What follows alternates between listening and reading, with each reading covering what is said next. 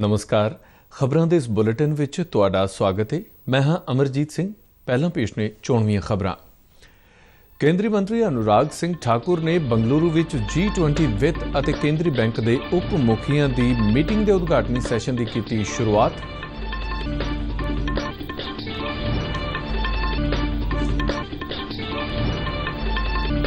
BJP के पंजाब मामलों के इंचार्ज विजय रूपानी ने कहा कि सूबे के 117 विधान सभा हलकों में नशा मुक्ति यात्रा कढ़ी जाएगी।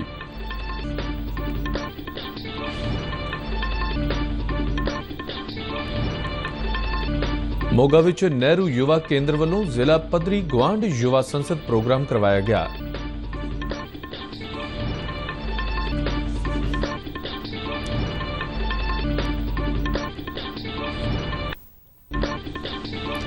फौज विच अग्निवीर की भर्ती लई ऑनलाइन रजिस्ट्रेशन 15 मार्च तक खुली।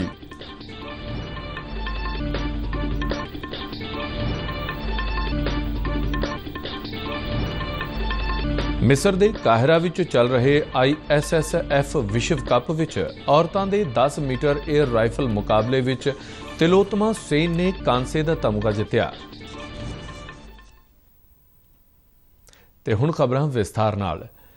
सूचना ते प्रसारण युवा मामले और खेडां बारे केंद्रीय मंत्री अनुराग सिंह ठाकुर ने अज बंगलुरु विच G20 वित्त और केंद्रीय बैंक के उप मुखियां की मीटिंग के उद्घाटनी सैशन की शुरुआत की। मगरों पत्रकारों नाल गलबात करदे अनुराग सिंह ठाकुर ने कहा कि G20 की प्रधानगी करना भारत लई एक माण वाली गल है, जिस नाल सानू जिथे कौमांतरी पद्धर ते अपनी चिंतावां नूं सांझे तौर पर ਜ਼ਾਹਰ करन दा मौका मिलेगा, उत्थे भारत आउण वाले डेलीगेटां सामने महारत का प्रदर्शन करन दा मौका भी मिलेगा। वसुदेव कुटुंबकम की भावना ते चलदे भारत दुनिया की फार्मासी के तौर पर उभर के सामने आया है और 101 देशों को कोविड वैक्सीन दीयां 10 लाख खुराकां की सप्लाई की है।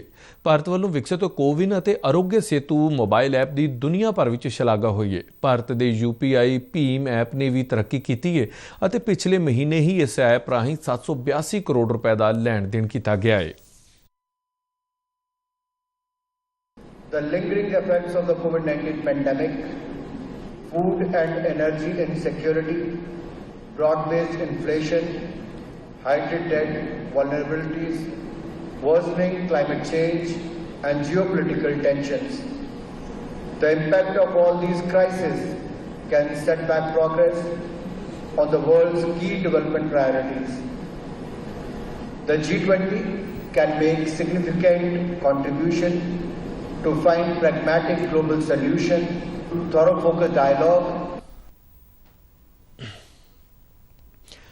भारतीय जनता पार्टी की जोनल मीटिंग अमृतसर में हुई। 7 जिलों के अहुदेदारों की इस मीटिंग में बीजेपी पंजाब मामलों के इंचार्ज विजय रूपानी विशेष तौर पर शामिल हुए। इस मौके बीजेपी पंजाब के प्रधान अश्विनी शर्मा और कई होरना आगुआं ने इस जथेबंदक मीटिंग दौरान अपने विचार रखे। इस दौरान पिंडों में बीजेपी के वध रहे जनाधार समेत पार्टी की भविख की रणनीति बारे चर्चा की गई। इस मौके गुजरात के साबका मुख्यमंत्री रहे विजय रूपानी ने अपने संबोधन में दस्सिया कि केंद्रीय गृह मंत्री अमित शाह अगले महीने पंजाब का दौरा करनगे। उन्होंने दस्सिया कि बीजेपी वालों पंजाब के नौजवानों को नशियां विरुद्ध जागरूक करने लई सूबे के सारे 117 विधान सभा हलकों में पैंदे शहरों तो लैके हरेक पिंड में नशा मुक्ति यात्रा कढ़ी जाएगी, जिसकी शुरुआत केंद्रीय गृह मंत्री अमित शाह गुरु की नगरी श्री अमृतसर साहिब तो करनगे। भारतीय जनता पार्टी पंजाब प्रदेश ने पिछले दिनों में काफ़ी प्रगति की है। बहुत सारे लोग भारतीय जनता पार्टी में जुड़ रहे हैं। लोगों में भी मोदी जी के प्रति एक भरोसा, विश्वास कि पंजाब जो टूट रहा है, कमज़ोर हो रहा है, इस पंजाब को बचाना है और पंजाब को आगे बढ़ाना है। बीजेपी के सूबा प्रधान अश्विनी शर्मा ने इस मौके बोलदਿਆਂ कहा कि अज पिंडां दे लोग भी भारतीय जनता पार्टी की लोकपक्षी सोच तो प्रभावित होकर भाजपा परिवार विच शामिल हो रहे हैं, जिस नाल यह स्पष्ट हुंदा है कि आउण वाला समा बीजेपी का है। उन्होंने कहा कि यह बहुत ही मंदभागी गल है कि इस सूबे के ईमानदार वोटरां ने आम आदमी पार्टी ते भरोसा तां कीता, पर भगवंत मान ने सत्ता च आउण तो बाद एक भी वादा पूरा नहीं किया।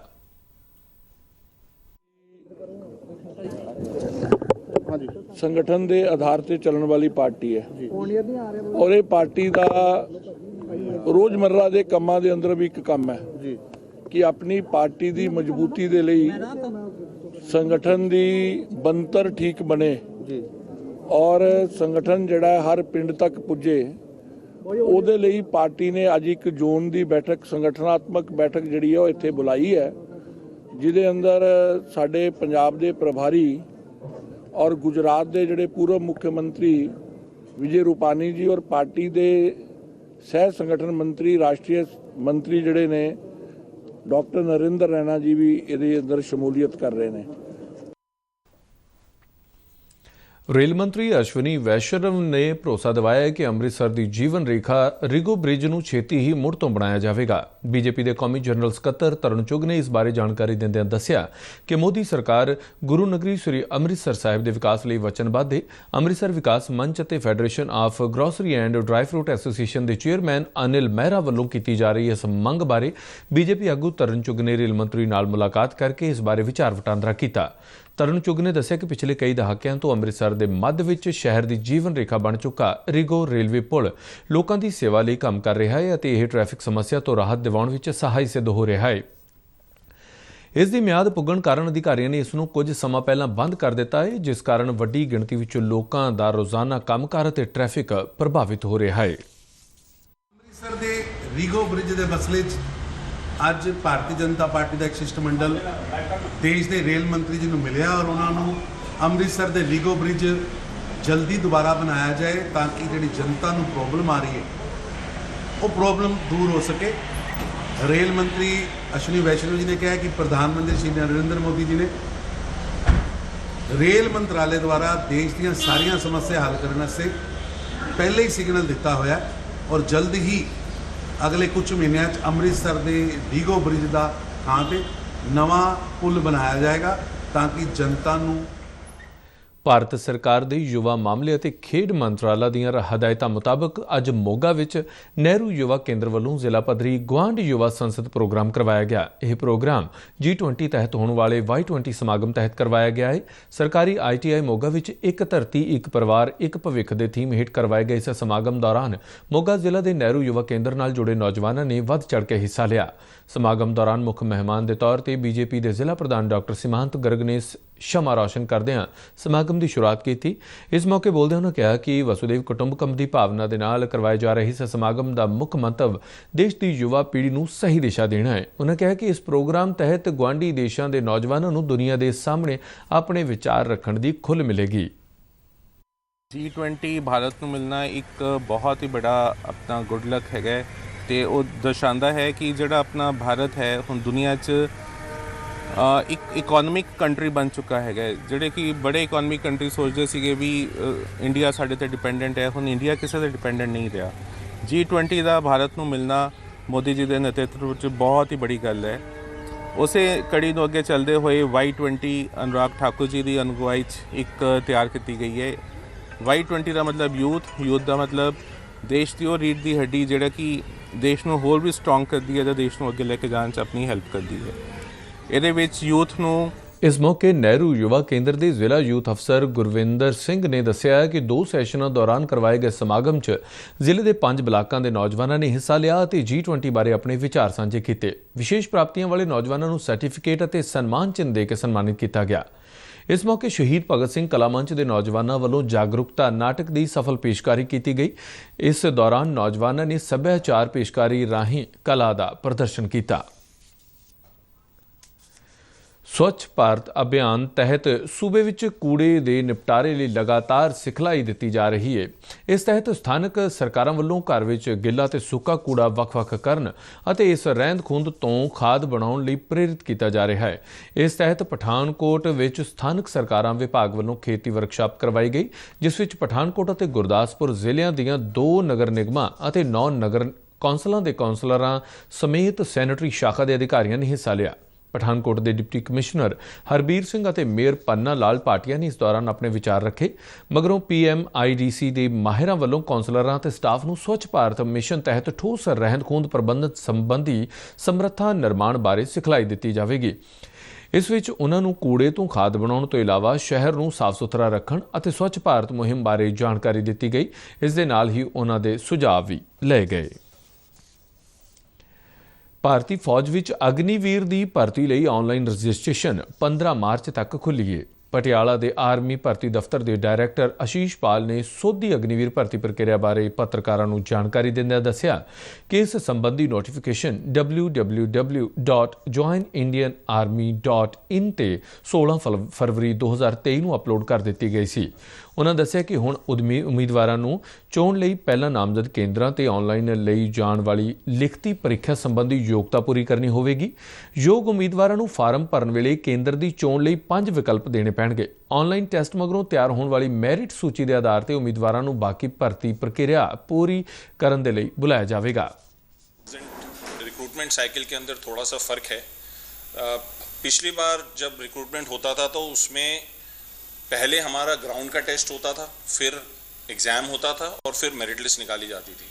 अभी जो नया प्रोसेस स्टार्ट हुआ है उसमें पहला जो है एग्ज़ामिनेशन होगा, उसके बाद ग्राउंड टेस्ट होगा और उसके बाद मेरिट निकाली जाएगी।